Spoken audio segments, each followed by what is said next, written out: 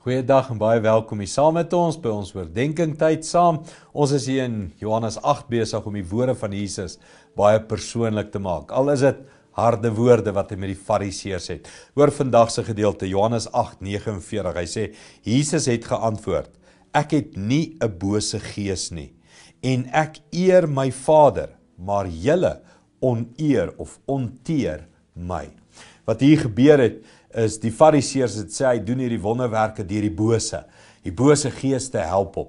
En dan sê Jesus, nee, is nie bose geeste nie, ek luister net na die Vader, maar julle wil dit nie so aanvaar nie. Ek dink hier's twee goed belangrik. Eerstens, ek en jy wat maklik oordeel vel, né? Daai ou doen wat hy doen deur die bose, of ou Nick help hom, of al sulke goed, jy weet, ons het mos maar 'n manier hoe ons ander mense oordeel. En ons moet stadiger oordeel, dis wat Jesus hier ons leer. Moenie so vinnig 'n opinie vel oor mense nie. Moenie so vinnig besluit, daai ou is goed, of daai ou is sleg, of daai ou kan nie, of dit of dat. En dan die ander ding waarna ons moet kyk is Jesus.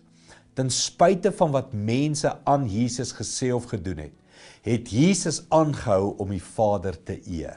Dis 'n groot uitdaging, né? As mense jou begin beledig, as mense jou motiewe aanvat, as jy betrokke is in kerk en jy kry kritiek, as jy betrokke is in mense se lewens en jy gee en jy doen, jy gaan altyd kritiek trek. Jesus het kritiek getrek, verskriklike kritiek. Hulle het hom beskryf dat hy boos is. Jesus kon besluit het, genoeg is genoeg, ek gaan dit nie verder doen nie. Maar hy sê, ek sal aanhou die Vader eer. Hoekom besluit jy dit nie ook?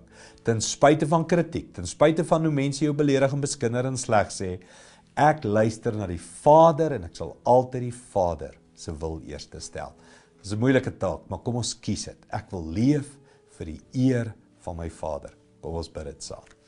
Hemelse Vader, ons maak mense so maklik seer met ons wonde. Ons oordeel, ons spreek dinge oor hulle, ons sê dom goed vir hulle. En Here, hoe bid ek vandag dat ons 'n wag voor ons mond sal sit oor hoe ons oordeel. Maar tweedens, Here, ons kry ook maklik seer in hierdie lewe. Mense oordeel ons. En dan besluit ons gaan ophou goed doen. Mag ons by Jesus leer en sê ek sal aanhou leef vir my Vader se eer. Dankie daarvoor, Here. Hou ons getrou aan U tot eer van U naam elke dag, Here. Dis hoe ons wil leef. In Jesus naam. Amen. Goed gaan, ek groet jou, maar ek wil jou ook herinner, ons is terug op televisie, SABC 2, van volgende Sondag, die 12de Februarie af, 11 uur die oggend, jy kan inskakel en daarna ons kyk, of jy kan livestream, of nog al die ander maniere, kan jy ons dienste volg. Goed gaan, sien jou weer.